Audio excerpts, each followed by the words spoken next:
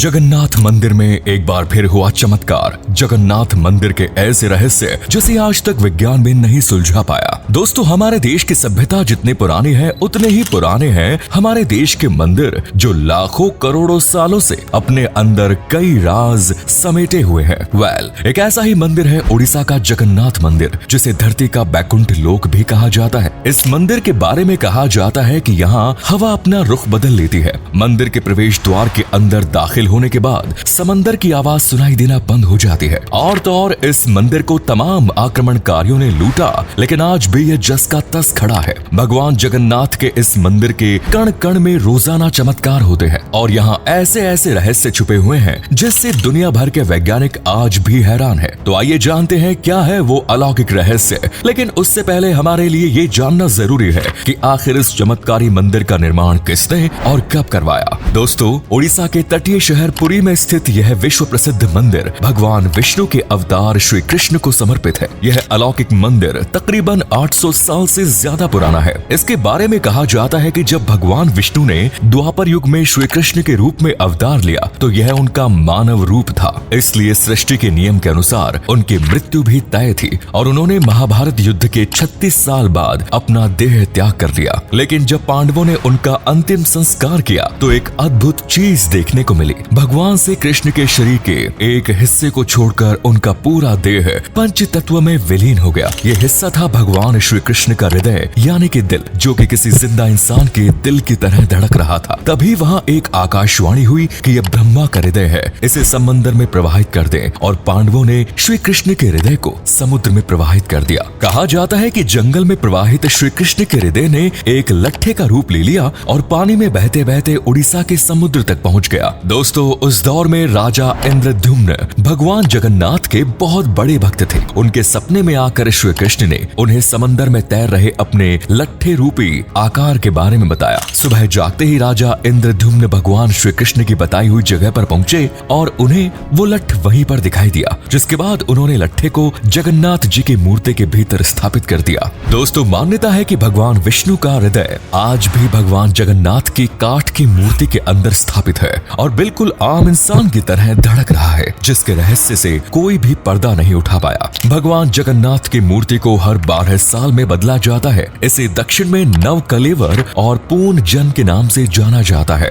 हैरत अंगेज बात तो ये है कि जब भी ये रस्म निभाई जाती है तो उस पूरे शहर की बिजली काट दी जाती है। मंदिर के परिसर को सीआरपीएफ की सेना द्वारा घेर लिया जाता है। इस दौरान पुजारी की आंखों पर पट्टी बांधी जाती है। मंदिर के भीतर घोर अंधकार के बीच पुजारी उस पदार्थ को पुरानी मूर्ति से निकालकर नई मूर्ति में स्थापित कर देता है और इसी कृष्ण हृदय को ब्रह्म पदार्थ कहा जाता है। दोस्तों, भगवान विष्णु का यह धड़कता हुआ असली दिल जगन्नाथ मंदिर के अनकहे रहस्यों का मात्र एक पहलू नहीं है। इसके अलावा इस मंदिर में ऐसी कई चमत्कारिक बातें जुड़ी हुई हैं जो वाकई आपका दिमाग घुमा देंगी। जैसे कि हवा से विपरीत लहराता जगन्नाथ मंदिर का ध्वज। जी हाँ, आमतौर पर दिन के समय हवा समुद्र से धरती की तरफ चलती है और शाम को धरती से समंदर की तरफ, लेकिन भगवान जगन्नाथ मंदिर के ऊपर लहराता हुआ ये ध्वज खुद से रहस्य का एक बहुत बड़ा सवाल है। यह ध्वज हमेशा हवा के विपरीत दिशा में लहराता है, यानी कि अगर हवा पूरब से पश्चिम की ओर बह रही है तो ये ध्वज पश्चिम से पूरब को लहराएगा। वहीं अगर हवा पश्चिम से पूरब की ओर बह रही है तो ये ध्वज पूरब से पश्चिम की तरफ लहराएगा। अब ऐसा क्यों होता है, ये तो वैज्ञानिकों के लिए भी चुनौती है। इसके साथ ही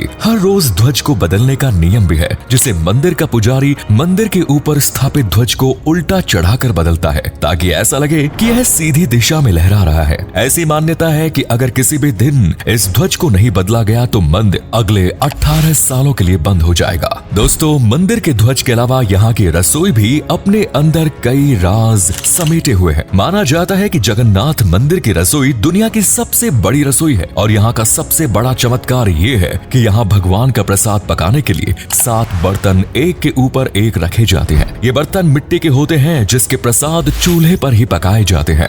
अब आप सोच रहे होंगे इसमें ऐसा क्या खास है, तो आपको बता दें कि दोस्तों, पकाए गए पकवान में सबसे पहले ऊपर रखे बर्तन का पकवान ही पकता है और इसी तरह नीचे की तरफ एक के बाद एक प्रसाद पकता जाता है। हालांकि ये चमत्कार यहीं पर नहीं रुकता, क्योंकि यहाँ के प्रसाद से जुड़ी सबसे रोचक बात यह है कि ना तो यहाँ का बना भोजन कभी व्यर्थ जाता है और ना ही कभी कम पड़ता है। और तो और जैसे ही मंदिर के कपाट बंद करने का समय आता है, यहाँ का प्रसाद बाद भी ना जाने कैसे खत्म हो जाता है। दोस्तों, इसके अलावा आपको ये जानकर हैरत भी होगी कि जहाँ दुनिया भर में हवा समंदर से जमीन की ओर आती है और शाम के दौरान इसके विपरीत जाती है, वहीं पुरी में यह सिलसिला उल्टा चलता है। आप मंदिर के सिंह द्वारा में जैसे ही पहला कदम रखेंगे, आपको समुद्र से उठने वाली किसी भी तरह की ध्वनि नहीं सुनाई देगी, परंतु जैसे ही आप बाहर कदम रखेंगे, आपको समुद्र की आवाज साफ साफ सुनाई देगी। इसी तरह मंदिर के बाहर एक स्वर्ग द्वार है जहाँ पर मोक्ष प्राप्ति के लिए सबका अंतिम संस्कार किया जाता है। लेकिन जब आप मंदिर से बाहर निकलेंगे, तभी आपको लाशों के जलने की गंध महसूस होगी,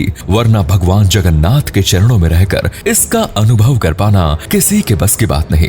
ऐसा लगता है मानो प्रभु ने कोई अदृश्य दीवार बिछा के रखी है जो देवताओं के अलावा किसी को भी नहीं दिखाई देती। दोस्तों, शायद ही आपको पता हो कि यह दुनिया का सबसे ऊंचा और भव्य मंदिर है, जो कि तकरीबन 4 लाख वर्ग फुट में फैला हुआ है। इसकी लंबाई है 214 फुट। मंदिर के गुंबद को लेकर सबसे आश्चर्यचकित बात यह है कि इसकी परछाई कभी भी दिखाई नहीं देती। जरा सोच कर देखिए, कितने शानदार इंजीनियर होंगे हमारे पूर्वज जिन्होंने ऐसी कमाल की कलाकारी को गढ़ा, जो कि अनेकों गगनचुंबी इमारत बनाने वाले आज के साइंटिस्ट और रिसर्चर्स के लिए माथे का पसीना बना हुआ है। दोस्तों, इस गुंबद के ऊपर एक सुदर्शन चक्र भी लगा हुआ है, जिसके बारे में कहा जाता है कि आप पुरी के किसी भी कोने में क्यों न खड़े हो, आपको यह चक्र हर जगह से दिखाई देगा। इस चक्र की बनावट इतनी अद्भुत है कि इसे किसी भी दिशा से देखने पर लगता है कि मानो आप इसके बिल्कुल सामने खड़े हैं। जानकारी के लिए बता दें कि चक्र को पुराणों में नील चक्र कहा गया है और यह हिंदू धर्म में काफी पवित्र भी है। वैसे तो आपने किसी भी मस्जिद, मंदिर या फिर बड़ी बड़ी इमारत के शिखर पर पक्षियों को बैठे जरूर देखा होगा, लेकिन पुरी के इस मंदिर के ऊपर से ना तो कोई प्लेन उड़ता है और ना ही कोई पक्षी मंदिर के शिखर पर बैठता है। हैरानी की बात तो यह है कि यह नो फ्लाई जोन का यह टैग यहाँ राज्य सरकार या फिर भारत सरकार ने नहीं लगाया, बल्कि खुद सृष्टि के पालनकर्ता जगन्नाथ स्वामी ने लगाया। यहाँ तक कि अगर गलती से कोई विमान या फिर कोई पक्षी